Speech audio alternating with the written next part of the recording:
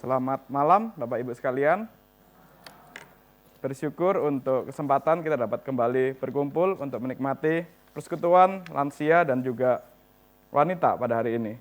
Sebelumnya juga saya berterima kasih sudah didoakan untuk pernikahan saya hari Sabtu. Saya berharap bukan hanya didoakan di sini, tapi juga Bapak Ibu, saudara-saudara sekalian dapat hadir mengikuti pemberkatan nikah di hari Sabtu nanti, jam 10 di tempat ini. Hari ini kita akan kembali melanjutkan tema yang diambil dari Jonathan Edwards, seorang tokoh revivalis, seorang tokoh Puritan yang ada di Amerika. Kalau minggu lalu, itu Bu Grace membahas mengenai tanda-tanda emosi dari orang yang diselamatkan secara sejati, yang sesungguhnya. Hari ini kita akan membahas tanda-tanda yang palsu dari orang yang merasa diri diselamatkan, tetapi sebenarnya tidak. Nah, untuk itu kita bersatu dalam doa terlebih dahulu. Mari kita berdoa.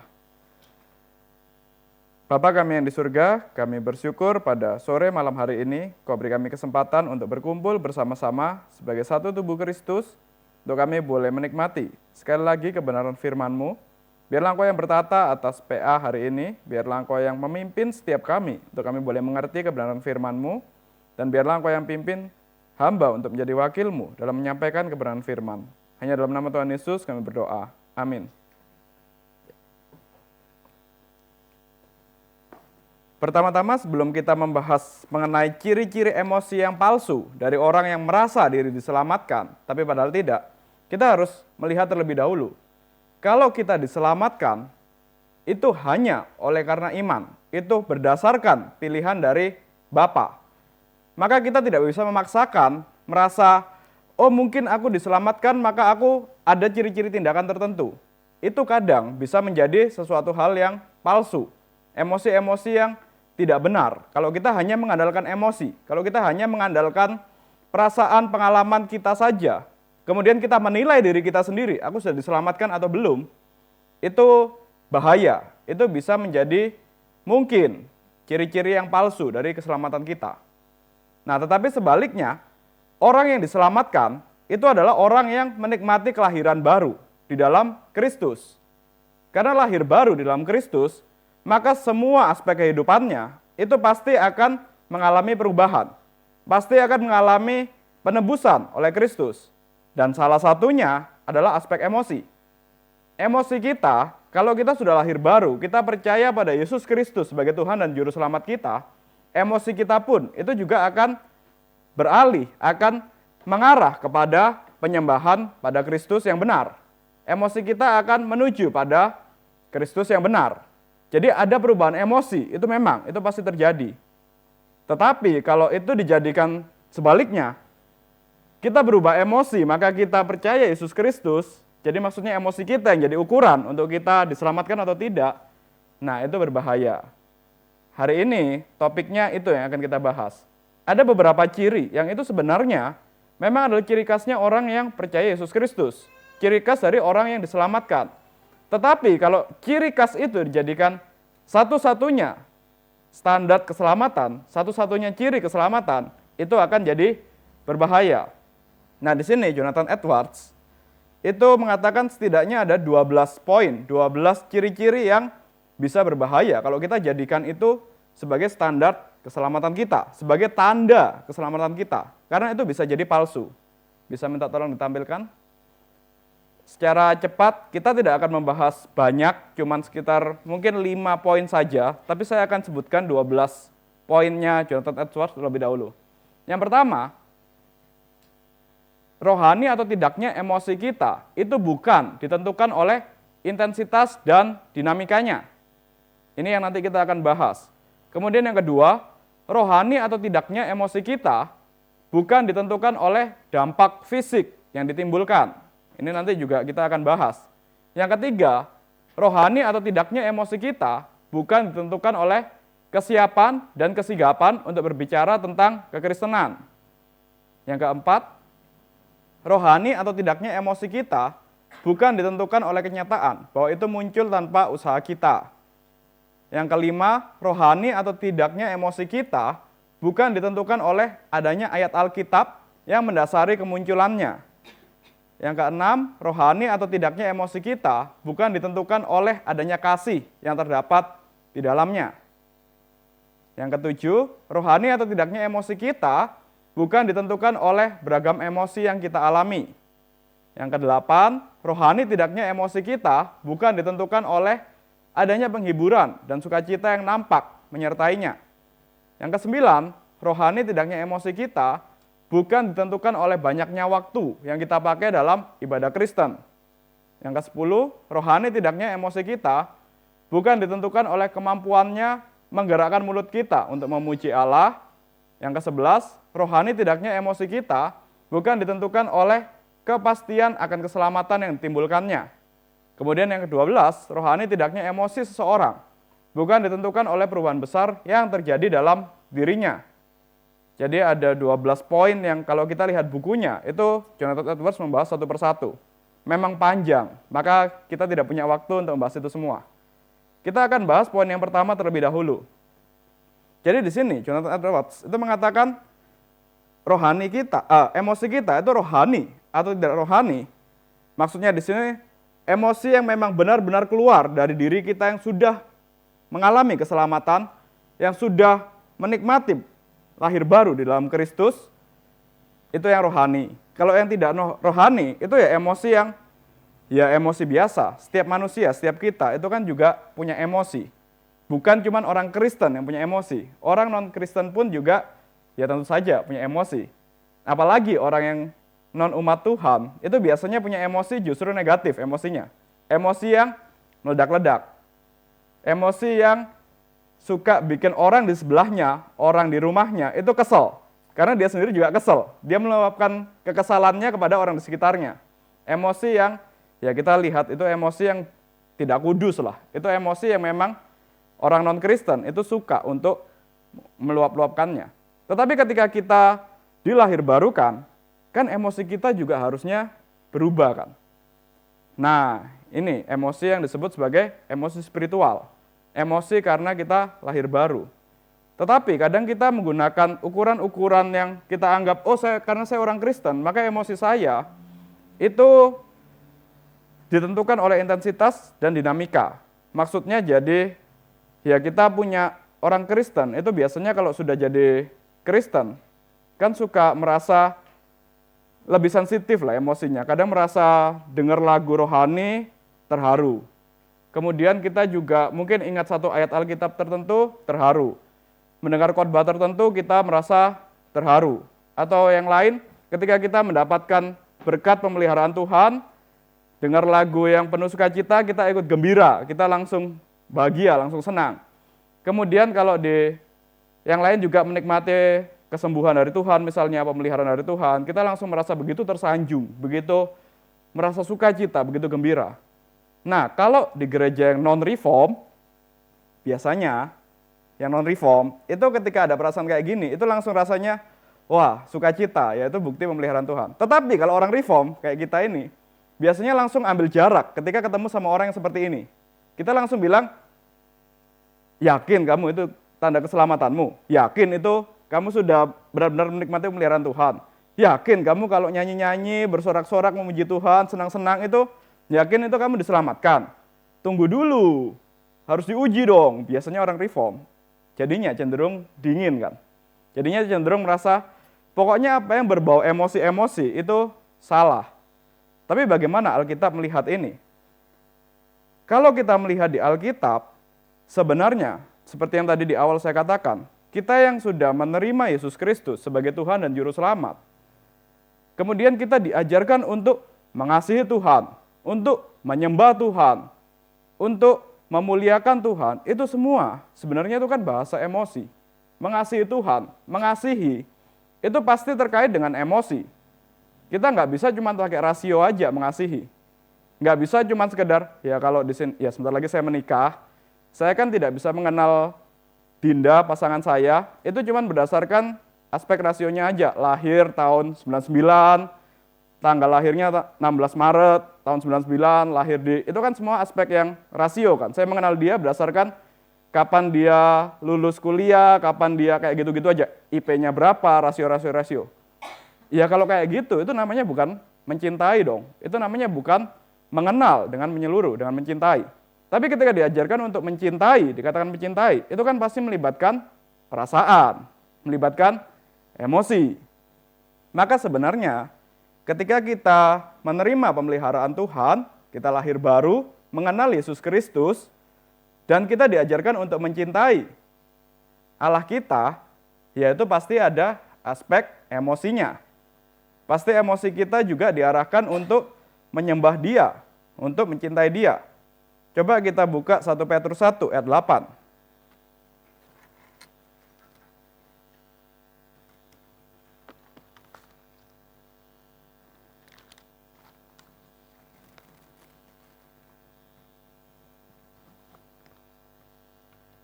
Kita baca bersama-sama 1 Petrus pasal 1 ayat yang ke-8. 1, 2, 3. Sekalipun kamu belum pernah melihat Dia, kamu mengasihinya.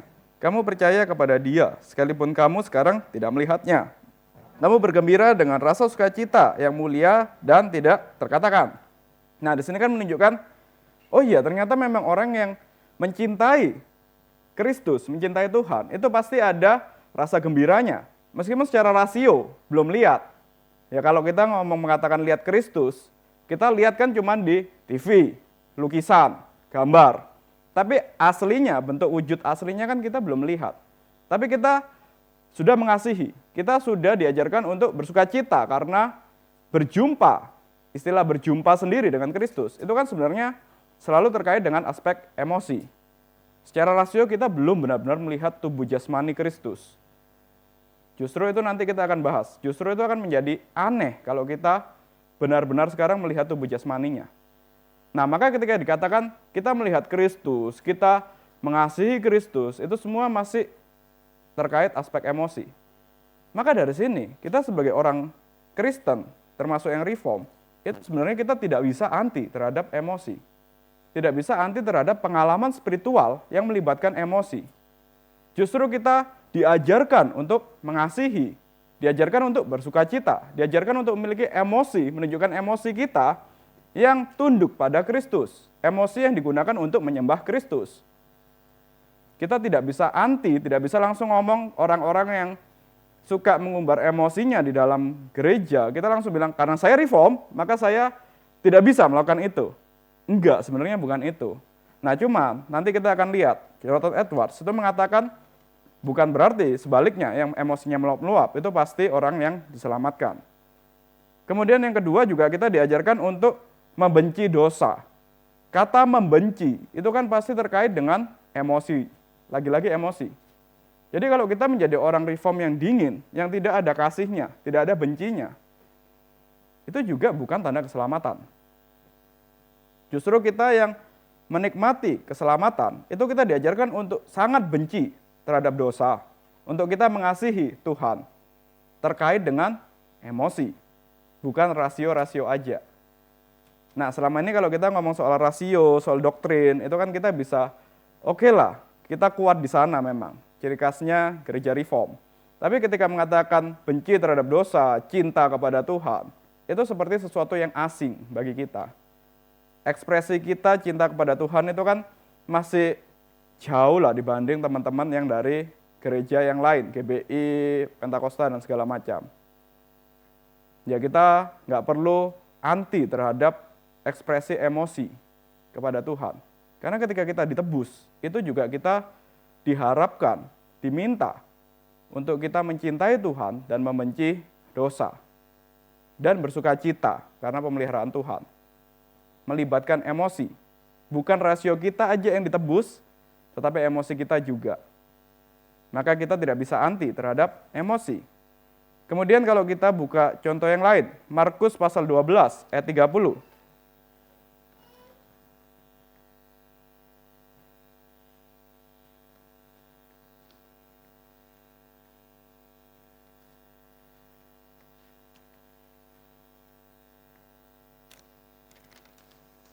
Markus 12 ayat 30.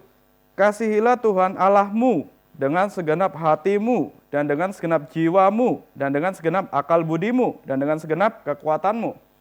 Balik lagi, ini berarti menunjukkan mengasihi Tuhan dengan seluruh keberadaan diri kita. bukan kasih Tuhan dengan rasiomu aja, tapi dengan seluruh keberadaan diri kita, hati kita, dengan jiwa, akal budi, kekuatan, itu gambaran ya seluruhnya. Jadi boleh dong kita menunjukkan emosi yang meluap-luap karena kita mengasihi Tuhan. Boleh dong ketika kita berdoa kemudian kita menunjukkan emosi, ada waktunya kita menangis ya menangis, ada waktunya kita bersuka cita dalam bernyanyi, dalam memuji Tuhan ya kita ungkapkan itu melalui cara kita memuji Tuhan, itu oke, nggak masalah. Justru itu yang diajarkan oleh Alkitab.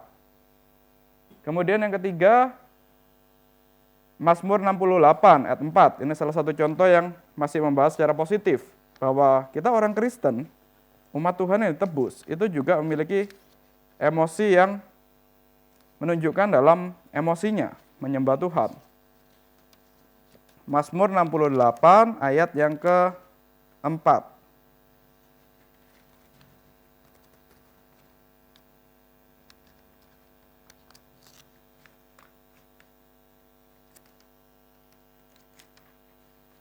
Mazmur 68 ayat yang keempat, tetapi orang-orang benar bersukaria, mereka beria-ria di hadapan Allah, bergembira dan bersukacita.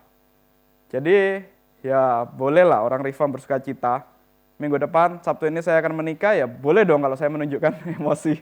Entah apa yang terjadi, entah saya sukacita atau nangis terharu, itu ya jangan dianggap aneh lah. Tuhan juga ajarkan boleh kok kita menunjukkan emosi. Jadi Jonathan Edwards itu mengatakan keberadaan emosi religius itu dalam derajat yang tinggi. Itu bukan tanda fanatisme. Nah, jadi di sini dikatakan kalau kita memang benar-benar menikmati pemeliharaan Tuhan, benar-benar disentuh oleh Tuhan, itu emosi kita itu pasti akan menunjukkan sukacita, menyembah Tuhan dan segala macam. Dan itu bukan tanda fanatisme. Kadang kita langsung anti pada gereja-gereja tertentu, orang-orang golongan tertentu, kita langsung semua yang kelihatannya menunjukkan emosi, kita langsung bilang itu fanatisme. Tapi sebenarnya ketika kita lihat contoh-contoh di Alkitab, Daud misalnya, ketika dia berdosa dan minta ampun sama Tuhan, itu benar-benar meratapi, dia benar-benar menunjukkan emosi yang benar-benar merasa sangat-sangat merana, sangat-sangat sedih. Dia sampai pakai pakaian khusus, pakaian perkabungan, pakai abu dan segala macam, dan dia menangis ya menangis. Ketika dia bergembira, ada ekspresi gembiranya. Jadi ini bukan tanda fanatisme. Nah, tetapi kita sekarang baru melihat yang negatifnya. Tetapi sebaliknya, fanatisme agama itu justru juga ciri khasnya sebenarnya sama, menunjukkan emosi yang meluap-luap. Misalnya, nabi-nabi Baal yang dilawan oleh Elia, itu kan dia juga menunjukkan ciri-ciri tindakan emosi ketika dia menyembah Baal, itu sampai berteriak-teriak, sampai juga menunjukkan emosi yang kayak dia seperti benar-benar mau, kalau Baal tidak menunjukkan kekuatannya, lebih baik mati, sampai nusuk-nusuk badan. Itu kan menunjukkan emosi yang berlebihan, itu fanatisme. Nah, dalam kekristenan itu juga ada yang seperti ini. Kalau sang hamba Tuhannya, pendetanya, itu tidak bangkit misalnya, dulu pernah benar-benar ada kejadian hamba Tuhan yang besar, meninggal, kemudian pengikutnya itu sampai berdoa, teriak-teriak, menunjukkan emosi yang berlebih-lebihan, tapi ternyata gagal juga, dia nggak bangkit. Iya, kenapa dia harus doakan bangkit seperti itu? Kan sudah ketemu Tuhan Yesus, nggak akan lah mau bangkit lagi, sudah enak di surga, harusnya kan begitu. Tapi para pengikutnya itu menunjukkan emosi yang meluap-luap, fanatis, untuk supaya orang itu bangkit. Nah, jadi di sini kita bisa lihat bedanya. Orang yang memang disentuh oleh Kristus itu akan memiliki emosinya juga ditebus, akan ada penyembahan yang emosinya juga meluap-luap. Tetapi bukan berarti semua emosi yang meluap-luap itu adalah tanda keselamatan sejati. Emosi yang meluap-luap itu juga terjadi untuk penyembahan kepada Baal misalnya, kepada tadi hamba Tuhan yang salah mengajarkan doktrin, yang fanatis. Itu juga punya emosi yang meluap-luap. Nah, ini yang berbahaya. Kita yang perlu membedakan, kita yang perlu menilai diri kita. Seperti contohnya di Alkitab. Kalau kita lihat kisah keluarnya bangsa Israel dari Mesir keluar menuju tanah Kanaan. Pada awal-awal mereka keluar dari Mesir, mereka kan begitu menunjukkan emosi yang meluap-luap. Mereka bernyanyi, mereka menari-nari, memuji Tuhan, karena mereka menikmati pemeliharaan Tuhan, karena mereka menikmati anugerah Tuhan. Mereka yang selama ini dijajah di Mesir, tiba-tiba melihat Tuhan yang membebaskan mereka melalui 10 tulah, kemudian tiba-tiba Tuhan juga pakai Musa untuk mereka akhirnya keluar setelah malam Paskah dari Mesir. Bukan cuma berhenti sampai di sana, Tuhan pakai orang Mesir untuk kasih mereka modal jalan. Hartanya orang Mesir itu bisa diambil oleh orang Israel. Setelah itu dikejar sama Firaun pun juga masih bisa ngelihat Tuhan membelah laut merah dan segala macam. Itu membuat mereka sangat bersuka cita, membuat mereka emosinya begitu meluap-luap melihat pekerjaan Tuhan. Tetapi ternyata emosi yang meluap-luap melihat pekerjaan Tuhan itu nggak bertahan lama. Cuman beda beberapa ayat, cuman beda beberapa pasal. Waktu mereka menyadari kalau di sana di padang pasir itu ternyata susah dapat minum, makannya juga cuman makan mana, langsung mereka bersungut-sungut. Langsung mereka bilang ke Musa, emangnya kurang kuburan di Mesir? Emangnya kita nggak bisa makan makanan selain mana ini? Kasih kita daging dong, bosan. Emangnya nggak ada air yang manis yang bisa kita minum? Air di sini pahit. Sudah banyak keluhan-keluhan. Rasanya mereka langsung lupa apa yang Tuhan lakukan selama di Mesir. Apa yang membuat mereka selama ini waktu keluar dari Mesir itu bersorak-sorai, mereka langsung lupakan itu. Cepat sekali mereka lupa.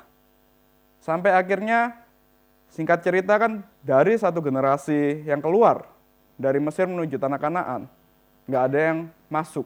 Yang masuk cuman Kaleb, Yosua. Yang lain nggak ada yang masuk. Nah, ini menunjukkan kalau ya orang yang punya emosi yang meluap-luap, itu bukan berarti emosi yang bahkan menyembah Tuhan, menyembah Yahweh sekalipun, meluap-luap. Itu juga bukan tanda orang itu beriman. Orang itu benar-benar diselamatkan. Jadi tidak ditentukan keselamatan kita oleh luapan emosi kita. Kalau kita hari ini karena berkat Tuhan, saya bersuka cita, memuji Tuhan, tetapi kemudian waktu kondisi buruk datang, kita langsung meninggalkan iman kita.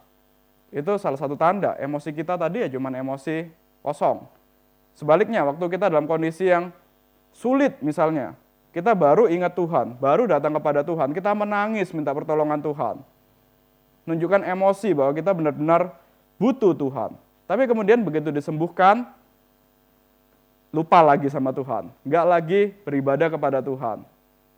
Itu juga bukan iman yang sejati. Jadi di sini kita bisa lihat, orang yang diselamatkan itu tidak serta-merta hanya terlihat dari satu poin ini, emosinya meluap-luap. Nggak bisa emosi yang meluap-luap itu dijadikan standar, dijadikan tolak ukur bahwa orang itu sudah diselamatkan atau belum. Contoh lagi di Alkitab yang lebih mengerikan. Ingat kisah ketika Tuhan Yesus di akhir-akhir masa pelayanannya, sudah hampir ditangkap nih Tuhan Yesus. Kemudian dia memutuskan untuk pergi ke Yerusalem. Ketika sampai di gerbang Yerusalem, itu kan banyak orang yang menyambut Tuhan Yesus. Mereka metik daun palem untuk bikin semacam kayak tutupan-tutupan gitu dengan kanan kiri. Kemudian mereka melepaskan jubah-jubah mereka untuk jadi karpet merah untuk Tuhan Yesus dan keledainya bisa lewat. Sambil mereka bersorak-sorak, Hosana, puji Raja. Tetapi kemudian, gak lama kemudian, kemungkinan besar orang-orang yang sama yang menyembah, yang memuji Tuhan, yang menyanyikan Hosana, Hosana itu kepada Kristus, itu orang yang sama yang teriak-teriak di dekatnya, ya di pengadilannya Tuhan Yesus, yang teriak-teriak, salibkan dia, salibkan dia. Jadi ini orang-orang yang karena emosi saja, ketika melihat Tuhan Yesus, emosinya ikut tergerak. Tapi ketika melihat Tuhan Yesus yang akan disalib, orang di sekitarnya juga teriak salibkan dia, emosinya juga jadi emosi yang mau menyalibkan dia. Itu tidak benar. Itu bukan penyembahan kepada Tuhan yang sejati. Memuji Tuhan, hosana bagi anak Daud, tetapi tidak benar-benar mengenal siapa Yesus Kristus itu. Maka ketika dalam kondisi yang buruk, berbalik, justru jadi melawan Kristus. Nah, ini berbahaya. Jadi, kita bisa lihat, Jonathan Edwards itu mengatakan perasaan mengenai kekristenan itu dapat sangat hidup. Dapat kita karena belajar doktrin misalnya, karena kita belajar firman Tuhan, kita bisa begitu terpesona, kita bisa begitu emosinya meluap-luap.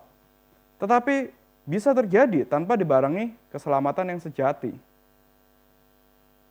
Ini berbahaya.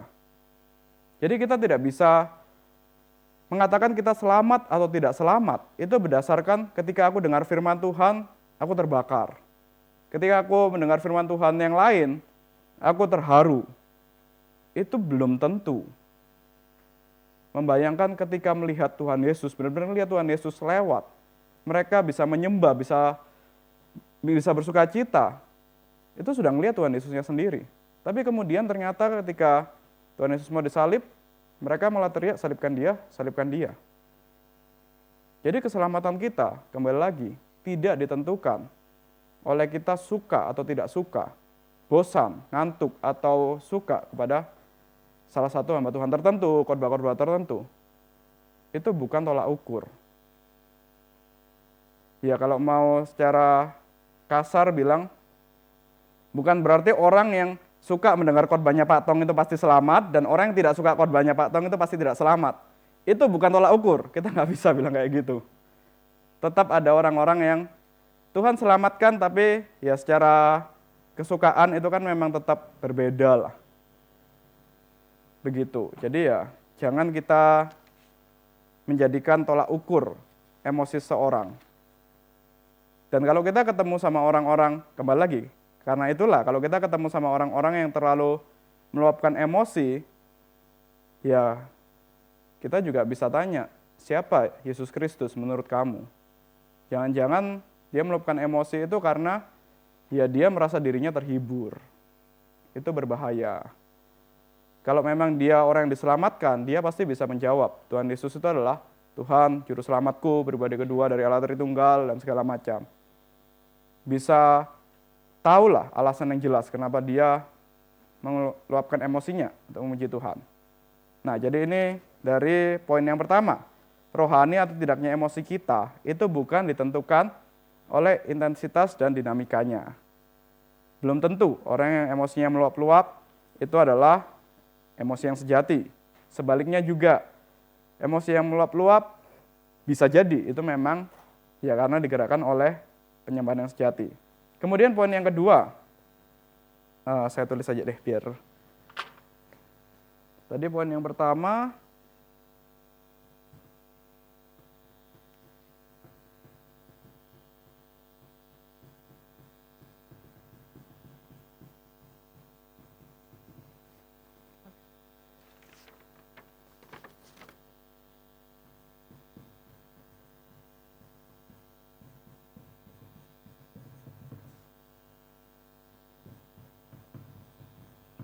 bukan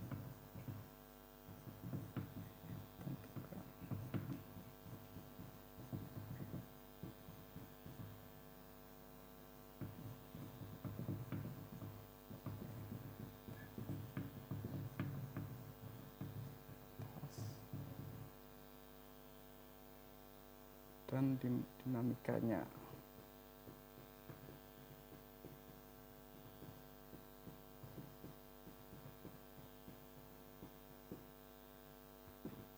Poin yang kedua, rohani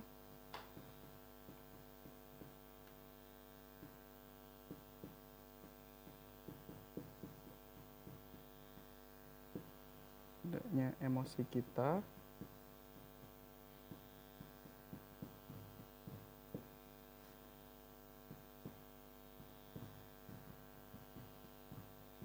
akan ditentukan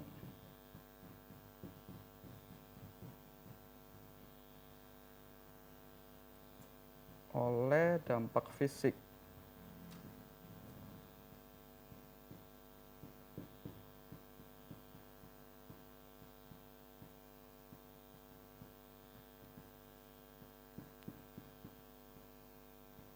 Jadi rohani atau tidak emosi kita itu tidak ditentukan oleh dampak fisik yang timbul. Kembali lagi kita lihatnya secara positif negatif dulu. Secara positif, orang yang diselamatkan, orang yang berjumpa dengan Kristus secara pribadi, itu ketika menghadap Kristus dalam ibadah, dalam doa, dalam pujian, dengan kesadaran kita menghadap Tuhan yang kudus, itu kan pasti ada sikap yang berbeda. Pasti kita akan punya sikap di gereja, ya kita mempersiapkan diri sebelum masuk ke gereja. Cari baju yang terbaik misalnya, kita juga benar-benar menyiapkan untuk kita tampil kudus lah di hadapan Tuhan. Itu pasti. Ketika berdoa, kita mau berbicara dengan Allah yang kudus, maka kita ada sikap-sikap berlutut, ada sikap-sikap menunjukkan kalau ya saya mau menghadap pada Tuhan yang kudus. Itu pasti. Dan ketika kita bersukacita, bersorak-sorai, itu pun juga kita akan tetap dengan kesadaran. Kita di hadapan Tuhan yang kudus. Ada sukacita yang nggak sembarangan, tetap memuji Tuhan, tetap berterima kasih kepada Tuhan, tetapi ya nggak sampai harus, ya kalau kita bersukacita di klub, sama bersukacita di hadapan presiden, sekarang presidennya kan baru, itu kan pasti beda kan. Di klub mungkin kita bersukacita dengan ya mengumbar teriakan-teriakan dan segala macam. Tapi kalau di hadapan presiden kan pasti kita bersukacitanya ya tetap dengan pakaian batik, dengan sopan kayak gitu kan. Nah, apalagi ini di hadapan Tuhan. Pasti ada luapan sukacita tapi tetap dengan sikap diri yang menunjukkan kekudusan. Nah, kalau kita lihat di Alkitab, itu selalu ada contoh-contoh orang yang melihat kemuliaan Tuhan dan menunjukkan sikap diri, sikap fisik yang tunduk kepada Tuhan. Contohnya, ketika Yohanes itu melihat penglihatan di Pulau Patmos, melihat malaikat, coba kita lihat Wahyu 1 ayat 17.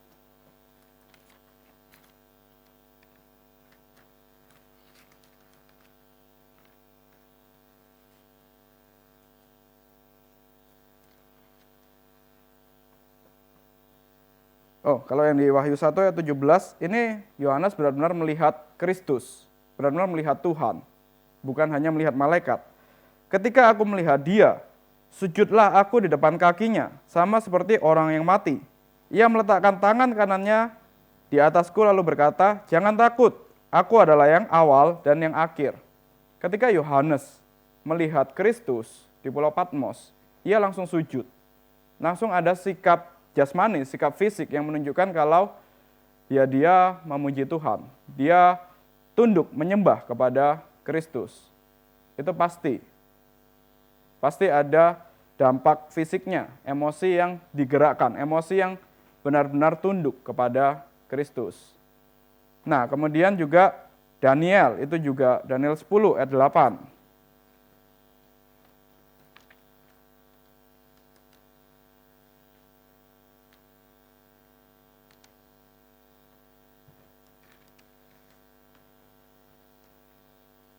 Daniel 10 ayat 8, demikianlah aku tinggal seorang diri. Ketika aku melihat penglihatan yang besar itu, kekuatanku hilang, mukaku pucat pasi, dan tidak ada lagi kekuatan padaku. Jadi di sini maksudnya ketika Daniel melihat penglihatan akan Tuhan, dia langsung tubuh fisiknya itu mengalami lemas. Langsung ketika melihat kemuliaan Tuhan, dia langsung lemas. Nabi-nabi yang lain juga sering yang mengalami begitu.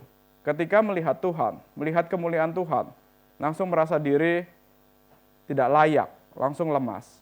Nah, jadi di sini emosi yang sejati, yang sudah dilahirbarukan, ketika kita membayangkan kita berjumpa dengan Kristus, kita juga pasti akan secara fisik, kita akan merasa lemah, kita akan langsung mau tunduk begitu saja, langsung mau berlutut.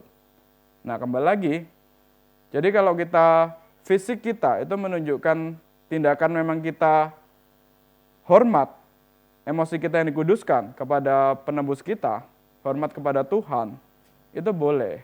Jadi kalau balik lagi, biasanya orang reform itu selalu anti sama penyembahan yang angkat tangan. selalu bilang kalau reform itu nggak boleh angkat tangan kalau lagi nyanyi. Padahal kalau kita ngomong sama orang-orang yang Pentakosta, saya dari Pentakosta, mereka juga punya alasan. Mereka bilang itu sebenarnya adalah ekspresi dari penyembahan, ekspresi dari, ya mereka kasih gambaran lucu sih. Kalau orang ditangkap polisi, mau ditangkap polisi penjahat, itu kan pasti mereka angkat tangan kan. Itu tanda menyerah kepada Tuhan. Nah, kalau kita lihat itu ya berarti sebenarnya orang reform, kita kan juga menyerah, berserahkan kepada Tuhan. Jadi sebenarnya kita nggak anti dong sama ekspresi tubuh yang seperti itu. Jadi boleh, nggak masalah. Nah, tapi kembali lagi, kita sekarang lihat yang negatifnya. Kalau apa yang terlihat secara fisik itu dijadikan ukuran aja lagi-lagi. Kalau orang itu sudah selamat atau tidak selamat, dilihat dari fisiknya aja, itu bisa berbahaya. Kadang ada orang yang memuji Tuhan dengan benar-benar mau menunjukkan, mau menyatakan diri kalau atau mungkin mau meyakinkan diri kalau dia diselamatkan, maka dia memuji Tuhan dengan menunjukkan ekspresi fisik yang berlebihan. Itu sebenarnya bukan tanda dari keselamatan. Jadi ketika ada ekspresi fisik yang berlebihan, seperti misalnya saya ambil contoh, ya saya harus pakai contoh saya sendiri karena ini cukup sensitif. Saya dari gereja Pentakosta.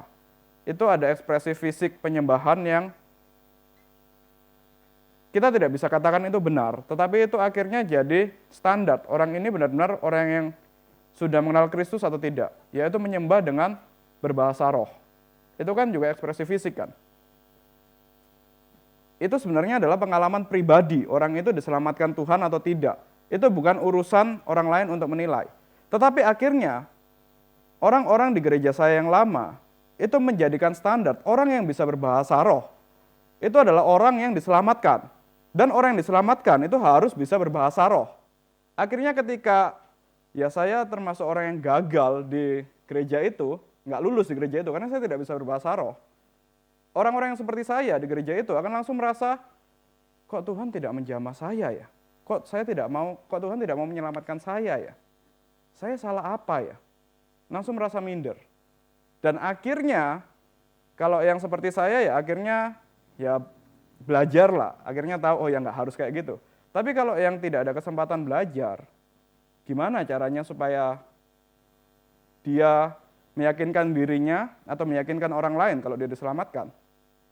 Belajar bahasa roh, pura-pura bahasa roh. Nah, maka itu bukan ekspresi fisik yang sejati dari orang yang memang diselamatkan.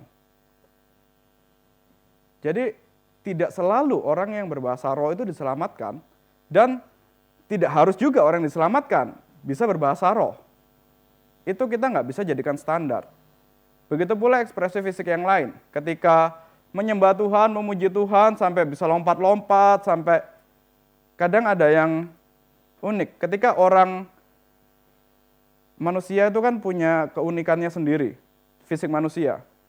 Ada cerita seorang ibu ketika melihat anaknya itu lagi terjepit mobil. Seorang ibu rumah tangga, anaknya terjepit mobil, dia bisa angkat mobil itu yang beratnya sampai ribuan kilogram. Dia tiba-tiba bisa angkat untuk sepersekian detik untuk anaknya itu bisa dilepaskan. Tubuh manusia kan kadang ada kondisi-kondisi seperti itu. Nah, kemudian itu kan hal yang umum kan. Bukan berarti orang yang menerima pengalaman keselamatan, orang yang menerima Kristus, ada pelonjakan fisik yang, kondisi fisik yang sementara yang bisa menunjukkan, ya itu ada mujizat dan segala macam. Nah, kalau kita jadikan mujizat fisik itu sebagai tanda kalau orang itu diselamatkan, itu bahaya. Misalnya, orang yang dapat mujizat misalnya karena, ya kita bukannya anti mujizat apa ya, cuman kalau lihat di ibadah KKR yang besar misalnya, dilihat oleh ribuan orang, kemudian terjadi satu orang itu ada mujizat, tiba-tiba dia bisa berjalan. Dari awalnya pakai kursi roda, kemudian dia naik ke atas panggung, kemudian bisa berjalan dan segala macam. Mungkin itu memang benar-benar bisa terjadi. Tapi itu mungkin selain karena kalau bukan Tuhan yang memang benar-benar kasih mujizat, itu bisa terjadi secara seperti yang tadi saya bilang. Mungkin cuma secara instan, secara cepat. Memang ada, karena ada adrenalin dan segala macam, tubuhnya bisa kuat sementara. Dan langsung orang-orang bilang, itu pasti mujizat, itu pasti orang yang diselamatkan. Padahal enggak selalu seperti itu. Jadi kita nggak bisa menjadikan standar orang yang pernah mengalami mujizat kesembuhan dan segala macam, tapi kemudian dia tidak kembali lagi kepada Kristus yang di Alkitab. Tidak kembali lagi mengenal Kristus. Nggak ada keinginan untuk mengenal Kristus secara lebih mendalam, untuk hidupnya kudus seperti Kristus. Tapi dia cuma mengandalkan, ya dulu saya pernah mengalami mujizat ini, terus dia cerita ke banyak orang, itu belum tentu tanda keselamatan. Jadi apa yang dialami, dampak fisik, itu belum tentu tanda keselamatan. Tetapi sebaliknya, orang yang benar-benar dipelihara oleh Tuhan, orang yang benar-benar menikmati pemeliharaan Kristus, anak-anak Tuhan, itu ada kalanya memang dampak fisik juga bisa terjadi. Mujizat itu tetap bisa terjadi. Tetap, ya kita reform itu bukan anti mujizat. Ketika kita mengalami kondisi fisik yang begitu susah, mungkin dokter sudah memvonis kita kena penyakit tertentu, kita berdoa benar-benar bersandar kepada Tuhan, itu memang bisa terjadi mujizat. Tetapi itu adalah anugerah dari Tuhan. Itu bukan tanda keselamatan, itu bukan tanda rohani yang sudah, emosi yang sudah dibenarkan oleh Tuhan. Itu adalah anugerah dari Tuhan aja. Jadi kita tidak bisa mengatakan orang yang diselamatkan itu pasti mengalami mujizat. Anugerah itu kan ya Tuhan mau kasih atau tidak, itu anugerah. Dan orang yang mengalami mujizat itu pasti diselamatkan, itu enggak. Jadi di situ kita bisa lihat dampak fisik itu belum tentu dia memiliki rohani yang sejati. Ya kalau dampak fisik memiliki rohani yang sejati, maka orang-orang yang sering datang ke dukun-dukun, sering datang ke pengobatan alternatif, berarti mereka punya kerohanian lebih kuat dari kita dong. Nggak bisa, bukan itu tandanya. Dan berarti kalau gitu Paulus adalah orang yang rohaninya paling lemah. Karena dia pernah mengatakan ada duri dalam dagingku. Itu mungkin kemungkinan, itu penyakit. Entah mungkin sakit matanya atau apa. Dia berdoa kepada Tuhan, ternyata Tuhan nggak sembuhkan. Ya udah. Nah kalau kita jadikan dampak fisik tadi, itu sebagai emosi rohani yang pasti orang selamat, pasti mengalami itu. Berarti Paulus adalah orang yang tidak selamat. Kita nggak bisa bilang gitu. Kemudian yang ketiga, rohani tidaknya emosi kita bukan ditentukan oleh, ini sampai sini sama,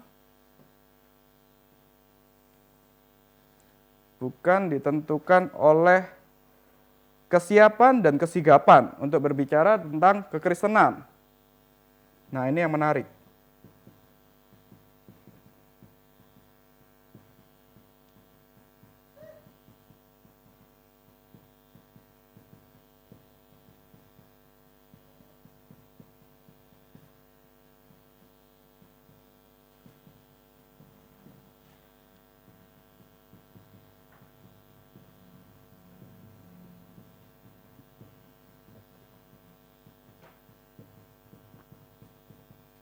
Nah ini maksudnya orang yang tanda-tanda yang kelihatan biasanya. Kita menilai orang ini rohani atau tidak rohani, itu kan salah satu yang paling gampang. Setiap kali berbicara tentang kekristenan. Kita langsung bilang, oh ini pasti orang yang rohani, ini pasti orang yang sudah diselamatkan. Tetapi di sini Jonathan Edwards itu mengatakan, nggak semua orang loh yang selalu bilang Tuhan, Tuhan, yang selalu bilang soal hal-hal yang kekristenan, itu adalah orang yang pasti selamat. Contohnya di Alkitab, kalau kita lihat Matius 7 ayat 22,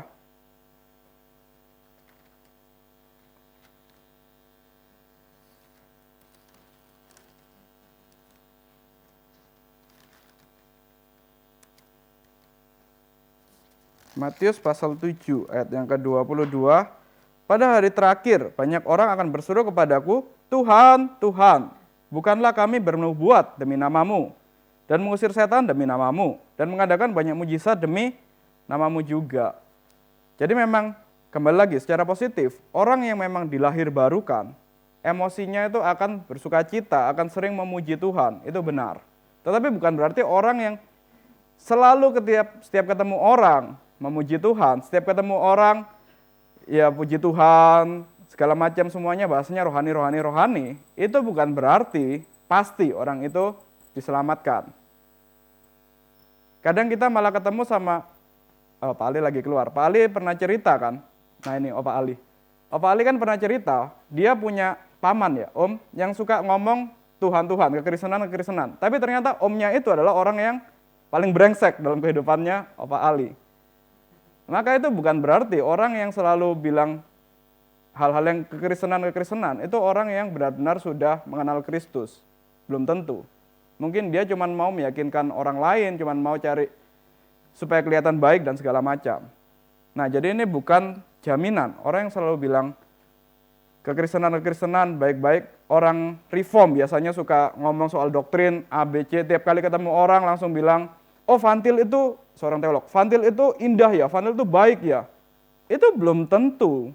Dia itu tahu, Vantil belum tentu lebih parah lagi. Belum tentu dia mengenal Kristus.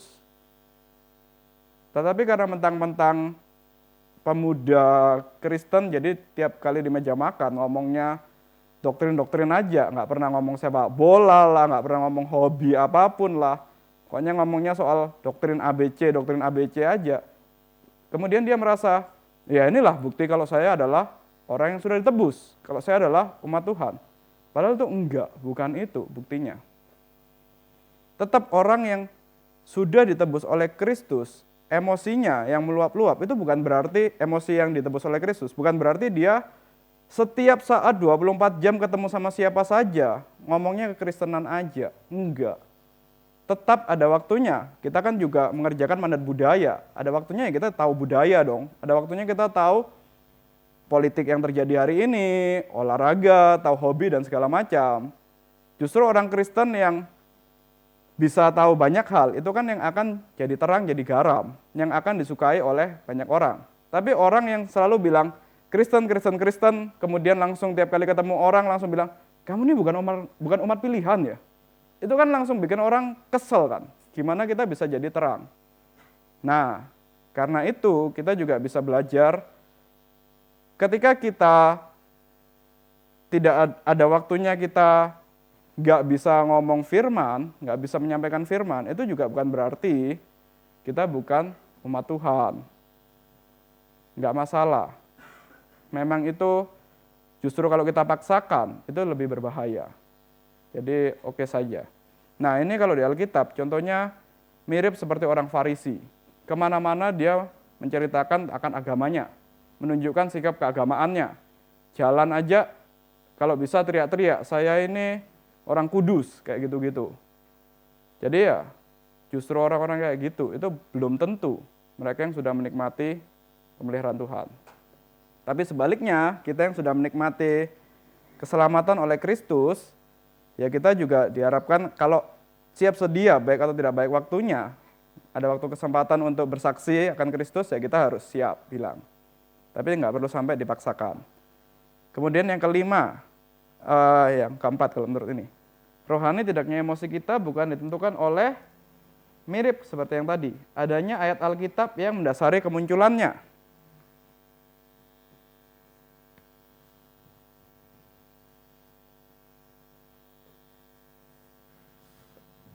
Adanya ayat Alkitab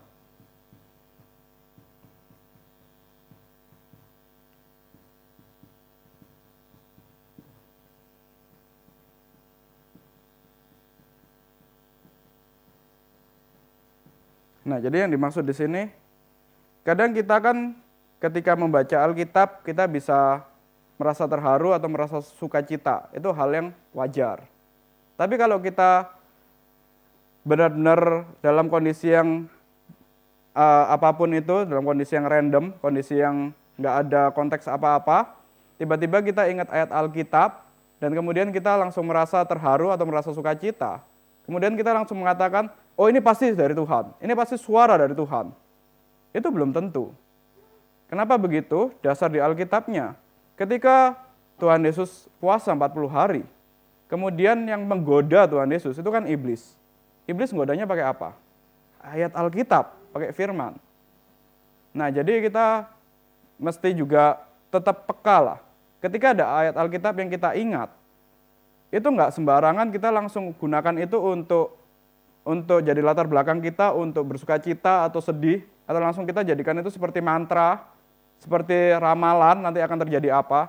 Kita mesti balik lagi, lihat, kalau ingat ayat Alkitab, balik lagi dong, lihat itu di bagian mana, konteksnya apa, keseluruhannya seperti apa ayat Alkitab itu. Nah terkadang, kembali lagi secara yang negatif, ada orang-orang yang dikit-dikit pakai ayat Alkitab. Padahal itu di luar konteks. Padahal itu di luar cerita aslinya dari Alkitab. Misalnya mengatakan, apa ya yang paling sering disalahartikan? Ya adalah mungkin Bapak Ibu punya contoh orang-orang yang dikit-dikit pakai ayat Alkitab. Padahal kalau kita lihat ayatnya, itu sebenarnya tidak bicara itu. Tapi dikit-dikit ya bilang, oh itu, 2-3 orang berkumpul, Tuhan hadir. Nah itu kan sering sekali dipakai. Padahal sebenarnya ayat itu mengatakan soal disiplin gereja. 2-3 orang berkumpul untuk menghakimi satu orang, untuk menunjukkan kesalahan satu orang, ya di sana itu Tuhan hadir. Itu sah, berarti orang itu sudah ada saksinya, 2 orang, 3 orang, kurang lebih seperti itu. Kita ada orang-orang yang sok rohani, itu sering mengatakan, ya 2-3 orang berkumpul, di lapo, 2-3 orang berkumpul, di bar, itu Tuhan hadir. Enggak bisa. Itu bukan berarti orang itu sudah menerima keselamatan, sudah menerima Kristus, belum tentu. Jadi ya balik lagi, kita yang sudah menerima Kristus sebagai Tuhan dan Juru Selamat, yang memiliki keselamatan yang sejati, itu memang harus mengerti Alkitab, hafal Alkitab. Tetapi bukan berarti karena kita mengerti Alkitab, hafal Alkitab, ketika ada ayat yang muncul di kepala kita, itu berarti murni dari Tuhan. Kita mesti cek lagi ayatnya apa, konteksnya apa. Siapa tahu itu ya cuman karena kita teringat-ingat aja. Siapa tahu itu memang ya pikiran kita. Atau lebih parah lagi, Tuhan Yesus saja digoda oleh iblis dengan ayat Alkitab, mungkin kita pun juga bisa mengalami itu. Jangan langsung buru-buru ambil kesimpulan dari ayat yang kita ingat. Tapi baca lagi Alkitab ayatnya itu apa. Nah, balik. Maka orang yang suka mengatakan ayat-ayat Alkitab, tiap kali di mana-mana selalu keluar ayat Alkitab, itu bukan berarti dia pasti diselamatkan. Dan yang terakhir yang kita bahas hari ini, yang rohani tidaknya emosi kita bukan ditentukan oleh kepastian akan keselamatan yang ditimbulkannya. Nah ini yang biasanya kita sering terjebak di sini.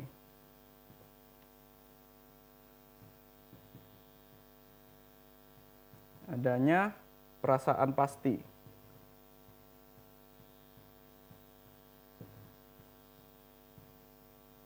Diselamatkan.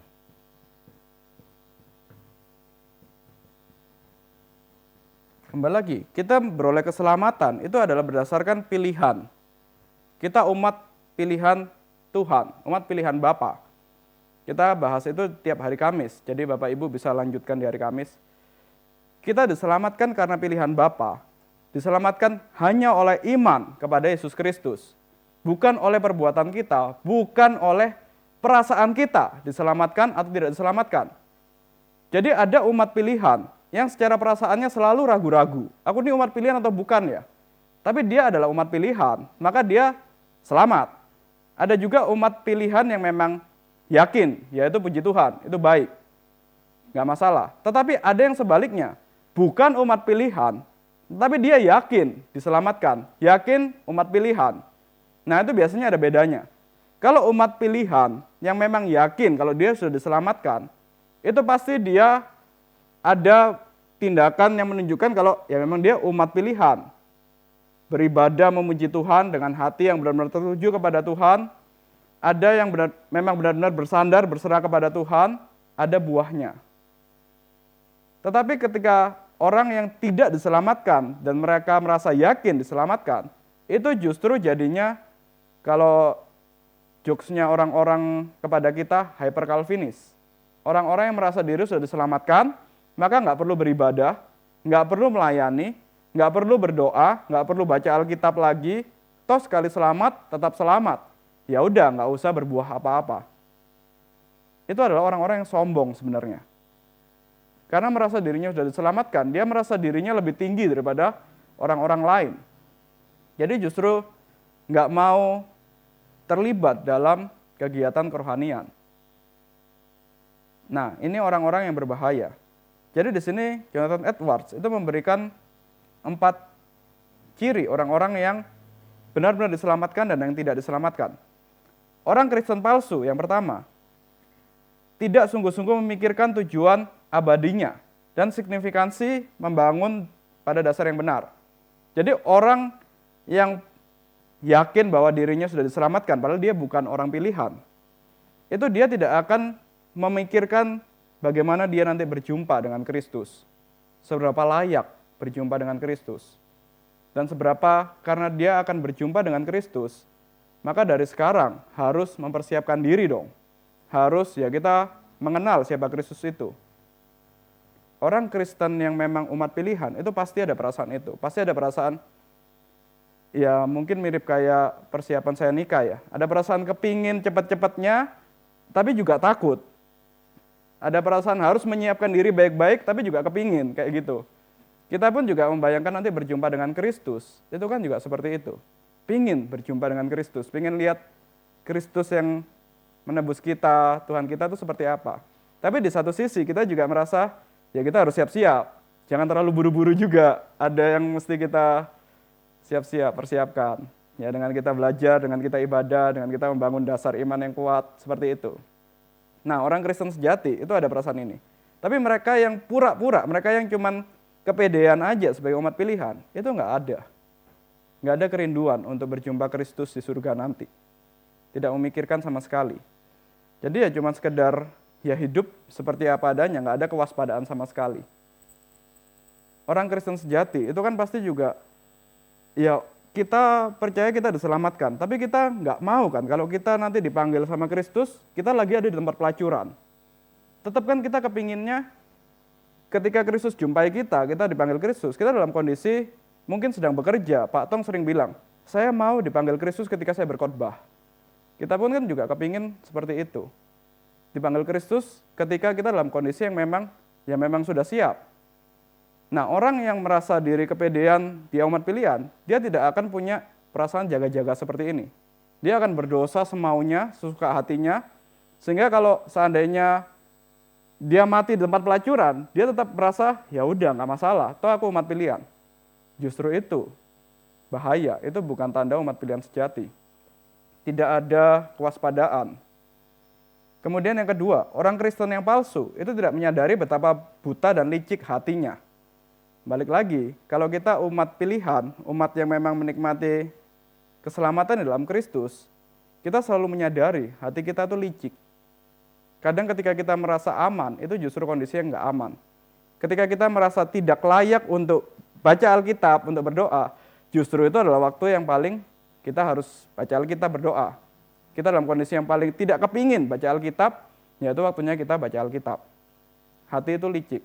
Tetapi orang yang merasa kepedean, bukan umat pilihan, tapi merasa diselamatkan, ya udah, mau ngikutin arah hati kemanapun dia ikutin aja. Berdosa, malas-malasan, dia ikutin aja. Karena merasa sekali selamat, tetap selamat. Kemudian yang ketiga, iblis itu tidak menyerang keyakinan yang palsu. Sebaliknya, ia menyerang keyakinan orang Kristen sejati. Nah, ini yang menarik.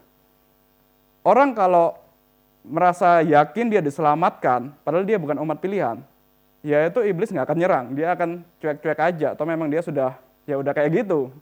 Tetapi justru orang yang benar-benar diselamatkan, itu justru akan diserang oleh iblis untuk meragukan keselamatannya.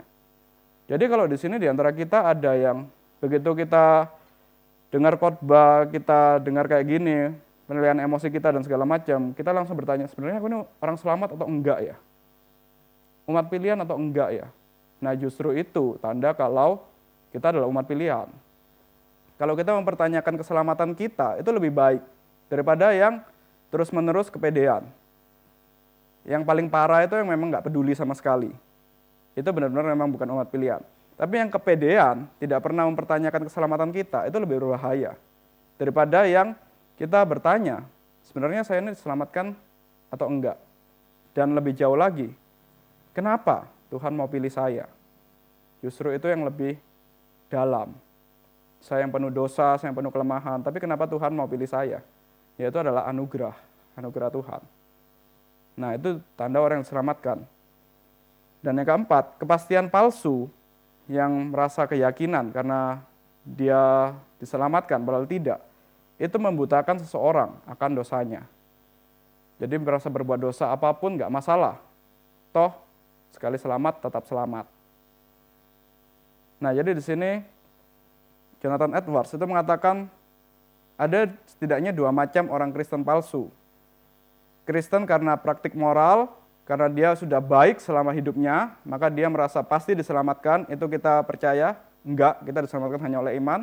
Dan yang kedua, pengalaman religius yang palsu. Jadi orang-orang yang bahayanya itu yang mengandalkan penglihatan, wahyu, mujizat, dan nubuat. Maksudnya ke depan itu akan terjadi apa. Kemudian dia merasa diri diselamatkan. Karena merasa pernah bermimpi bertemu Kristus, maka itu pasti diselamatkan. Padahal dia bukan umat pilihan, tapi karena ada pikiran, karena mungkin habis ngelihat film Tuhan Yesus, karena mungkin habis ngelihat gambarnya Tuhan Yesus dan segala macam, kemudian dia, ya karena kita punya kemampuan untuk berpikir, kita jadi memikirkan itu sampai kebawa mimpi, kemudian merasa, oh Tuhan Yesus datangin aku, maka aku pasti diselamatkan. Kemudian jadi orang Kristen yang, ya Tuhan Yesus pernah datangin aku kok, ya udah aku pasti diselamatkan, nggak perlu ke gereja pun juga aman kok. Nggak perlu berbuat baik juga aman kok, nggak perlu beribadah, nggak perlu melayani dengan sesama juga aman kok, toh Tuhan Yesus pernah datangin aku, kurang lebih seperti itu. Itu berbahaya. Justru kadang orang yang benar-benar diselamatkan, nggak banyak loh yang dapat kesempatan untuk menikmati mimpi, wahyu, mujizat seperti itu. Bahkan John Calvin sekalipun, seorang teolog yang besar itu dia mengatakan, Kak, kalau ditanya kapan bertobatnya, ya mungkin sekitar waktu aku kuliah di mana sekitar tahun 1500-an itu, dia nggak bisa dengan jelas mengatakan dia pernah mengalami kondisi mujizat dan segala macam. Tapi dia cuma ingat, di waktu itu tiba-tiba hatiku yang keras jadi mudah untuk mendengar firman Tuhan, jadi mudah untuk diajar. Itu kan hal yang biasa sekali. Justru itu orang yang diselamatkan. Dan orang yang tidak diselamatkan, tetapi dia merasa diri diselamatkan, itu memiliki cinta diri sendiri yang begitu tinggi. Sehingga karena begitu cinta diri, Allah harus melakukan tindakan yang khusus untuk menyelamatkan diriku. Ketika kita diselamatkan, kita sendiri secara pribadi, mungkin memang ada yang mengalami kondisi yang spesial, kondisi yang khusus, mujizat dan segala macam. Tetapi kebanyakan itu justru ya hal-hal yang biasa aja. Tiba-tiba mendengar khotbah, tiba-tiba belajar firman Tuhan, kok tiba-tiba bisa tahu, kok bisa ngerti. Tetapi orang yang kepedean, itu merasa dirinya begitu berharga, jadi Tuhan harus menyelamatkan dia dengan cara yang spektakuler. Kalau tidak spektakuler, ya itu bukan keselamatan. Nah itu belum tentu. Jadi dari sini kita bisa lihat, justru kalau kita mengandalkan pengalaman-pengalaman, mujizat-mujizat, kemudian kita langsung merasa diriku pasti diselamatkan, itu nggak bisa jadi ukuran. Dan sebaliknya, kita yang tidak pernah mengalami mujizat, tetapi kita mudah diajar oleh firman Tuhan, justru itu adalah anugerah Tuhan. Justru mungkin itu kita benar-benar umat percaya. Mari kita berdoa sebelum kita tanya jawab. Bapa kami yang di surga, kami sungguh bersyukur kepada Engkau melalui Putra Tunggal-Mu Yesus Kristus yang mati di atas kayu salib, yang mengangkat dosa kami dan memberikan kepada kami kebenaran. Maka kami lahir baru, kami diselamatkan di dalam Engkau, termasuk juga emosi kami mengalami pembaruan.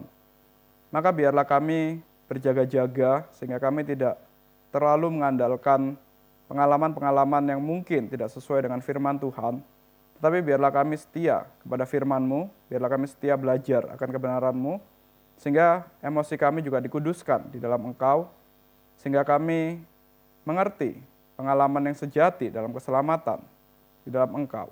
Kami serahkan kehidupan kami dalam tangan-Mu, dalam nama Tuhan Yesus kami berdoa. Amin. Apakah ada pertanyaan, diskusi?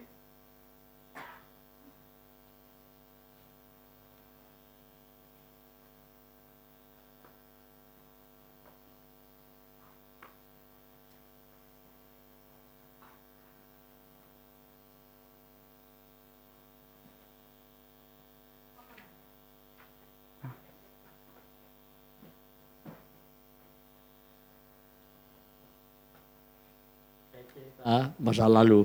Ya, Pak Ali. Saat itu saya baru bertobat ya, masih di Surabaya. Lalu saya sering kalau udah ikut kebaktian saya tidak enak gitu. Ya. Kira-kira. Lah di dekat rumah saya itu selisih 2 gang, rumah saya di gang dulu. Ada satu gereja, kalau kebaktian itu nangis. Agar bergulir-gulir di tanah. Ya, ya. Orang bilang itu Pantekosta. Iya. Ya betul kan gitu. Iya, ada.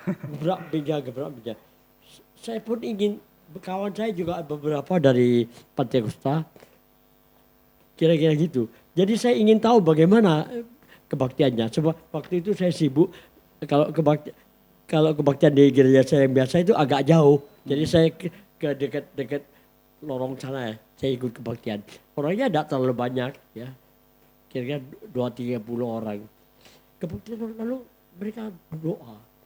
Doa itu gebrak meja.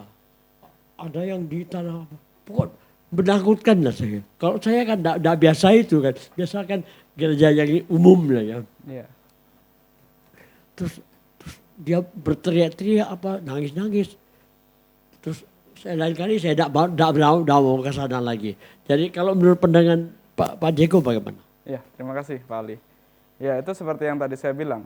Itu bukan pasti, bukan selalu, bukan harus penyembahan kepada Tuhan yang sejati itu seperti itu.